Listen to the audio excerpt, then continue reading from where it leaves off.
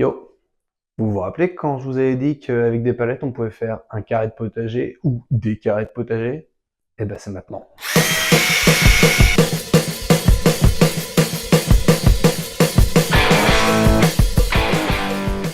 J'ai acheté les leviers de force chez Lidl Parkside pour essayer justement de me faciliter la vie pour démonter les palettes. Et bah c'est pas si mal. C'est quand même en général ouvrir un peu le passage avec des coups de marteau et tout, mais c'est assez satisfaisant. Donc là, je rentre en dessous, je commence à lever et hop. Bon, alors lui il était vraiment pourri donc il s'est fait encore plus facilement parce qu'il a pété. Mais globalement, ça change carrément la vie par rapport à quand je me faisais chier avec mon Merlin en jouant au baseball contre mes palettes. Donc Parkside. Il y a des mecs, des fois, je pense qu'ils ont des actions dans des entreprises de clous. Hein, parce que là, juste pour dépalettiser, grosso modo, 2 palettes. Ah, peut-être un poil plus. Voilà avec quoi je finis. Les mecs sont des malades! Autant vous dire que c'est la raison pour laquelle je vous ai épargné le dépalettisage planche par planche. C'est de loin ce qui prend le plus de temps, ce qui est le moins fun, qui fait le plus mal. Surtout quand on se tape sur les doigts avec les marteaux une fois sur deux, parce qu'on est nul. Ça n'a aucun intérêt à part rajouter de la longueur de vidéo. Et j'ai bien compris que ça vous avait gonflé dans les autres. Là. Bisous.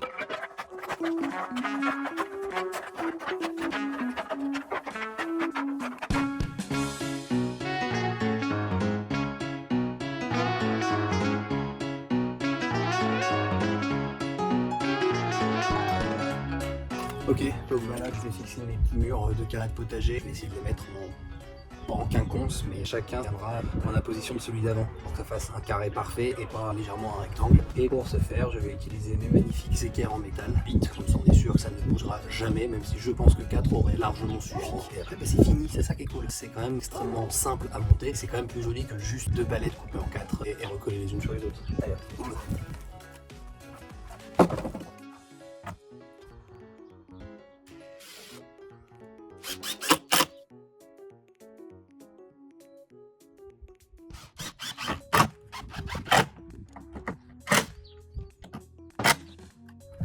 Et je pète mes vis, évidemment. Ah putain! Eh ouais, bah ça c'est ce qui risquait d'arriver. Des petites vis pas forcément ultra solides. Allez, on recommence. J'ai toujours la vis pétée à l'intérieur. Là j'ai pas le choix, il faut que je change le trou. Voilà, je pense que ça c'est plus horrible. Putain, je suis pas bon. Je suis pas bon si. Not really. T'es mauvais! Ah, c'est intéressant ça. Pas ouf. Comme je suis perfectionniste, je voudrais bien que ce soit ouf. Donc, je vais me placer sur la terrasse. Après, moi, je serai être à plat.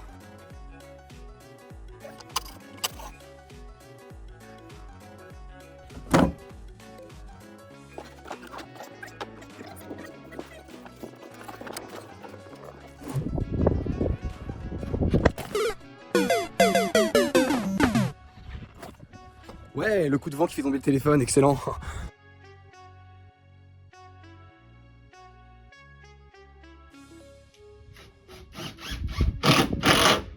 Allez, on bouge plus.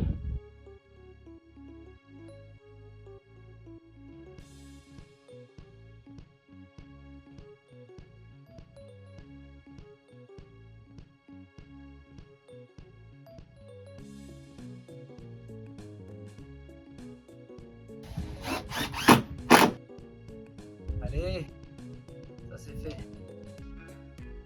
C'est tellement sexy, on va faire les planches là.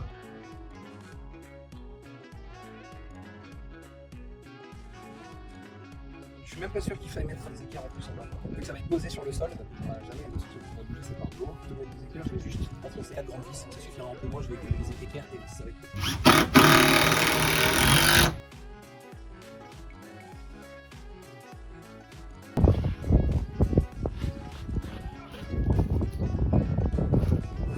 Petit peindre en mille couleurs l'air du vent. Les joues du chien, vis du chien, et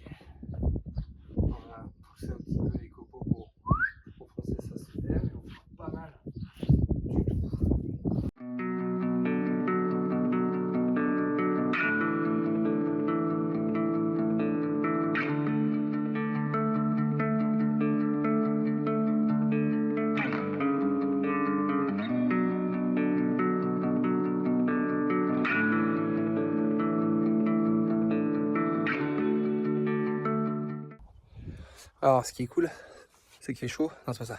Ce qui est cool, c'est que du coup, en enlevant tous les copeaux de bois là, je les enlève de mon carré parce que c'est pas gratuit, que ça coûte cher et que j'en ai besoin pour d'autres trucs, pour pailler à des endroits divers et variés. Mais forcément, j'enlève pas tout, il reste du copeau au fond. Et quand on fait des carrés en permaculture, il faut mettre du bois au fond, justement. Donc c'est cool parce que je pars de base avec un terreau qui va être enrichi par un substrat boisé au fond de mon carré. Et ça, c'est cool parce que ça coûte pas plus cher. Bon, et là, vous vous demandez sûrement pourquoi d'un coup je suis au milieu de Singapour. Ça n'a absolument aucun rapport. Continuons ce carré de potager, c'est très important. Allez, bisous. Du coup qu'on a fini notre joli carré, il est temps de procéder à son remplissage et ce n'est pas la partie la plus facile. Afin de préserver notre ouvrage dans le temps, on installe un géotextile qui va éviter le pourrissement du bois. J'ai personnellement une politique zéro plastique, mais les bâches de culture font très bien le taf aussi. Comme vous pouvez voir, moi j'utilise une simple agrafeuse, mais le principe c'est juste de le faire tenir le temps que le poids de la terre tienne le géotextile. Ensuite de quoi il convient d'enrichir son bac avec du bois et du carton qui apporteront pendant de longues années du carbone et de l'azote en se dégradant. Avec la technique dite des lasagnes, c'est l'une des bases essentielles à la préparation de potager en permaculture. Je le disais, le remplissage n'est pas la partie la plus amusante. Un carré comme celui-ci, ça fait 120 par 120 sur une hauteur de 45 cm, soit 650 litres. Ça en fait des brouettes pleines à trimballer. D'ailleurs, sérieusement, ne lésinez pas sur la qualité de la brouette. Une brouette de bonne facture, made in France, c'est une centaine d'euros, mais ça change la vie. Fin d'aparté. On finit par abonder notre terre végétale avec du terreau et ou du compost. Pousse chaotique de plantes tomates et de courges assurées. Comme le disait le père du crasse, je malaxe le tout pour obtenir une bonne bouillie de gastéropode bien compacte. Non, pardon. Donc on mélange bien et on recouvre notre œuvre d'un beau paillage à la sienne, comme le faisait mon grand-père. Voilà, c'est déjà fini. Franchement, 7 minutes trotte pour finir de construire et remplir un carré d'une tonne, c'est pas délire. Plus qu'à planter maintenant. Je vous évite la blague sur le pote âgé, l'ami vieux. Parce que... lâche cette blague déjà.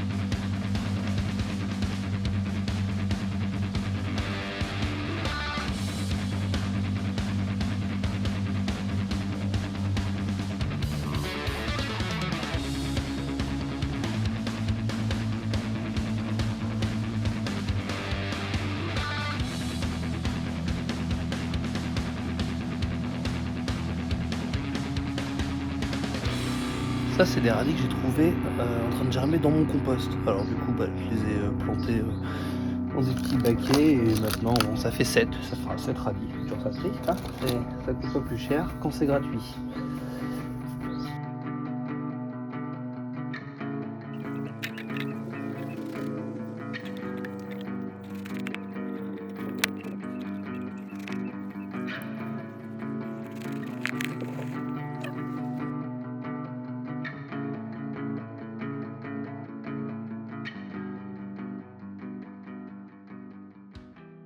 Bon, j'espère que cette vidéo du coup vous a un petit peu intéressé, que vous vous êtes rendu compte qu'on n'est pas obligé de faire des carrés en palettes, mais qu'on peut aussi utiliser les palettes planche par planche en les démontant pour faire quelque chose de propre, un peu plus esthétique et à la rigueur plus solide également. Justement, le démontage de palettes c'est insupportable, ce qui me permet de faire une transition parce que la prochaine vidéo ce sera justement sur le démontage de palettes où on va voir les outils qui sont à notre disposition et puis des choses dont vous ignorez peut-être même l'existence. Comme je l'ai dit, le démontage c'est un calvaire, mais ça peut ne pas l'être si on est un peu équipé. Ça demande un minimum d'investissement. Pour quelqu'un comme moi en tout cas, c'est un investissement qui est carrément justifié. Et on verra ça justement dans une vidéo qui devrait pas trop tarder. En tout cas, qui devrait être moins longue que celle-là à arriver. La suivante, par contre, ce sera peut-être un peu plus long parce qu'on part sur un gros chantier. On va attaquer l'aménagement du camion que ma compagne et moi-même avons acquis. Et en attendant, je vais commencer à aller faire pousser des légumes. Voilà. Et puis surtout, n'oubliez pas, c'est en faisant de la merde qu'on devient un trou du cul. Ciao!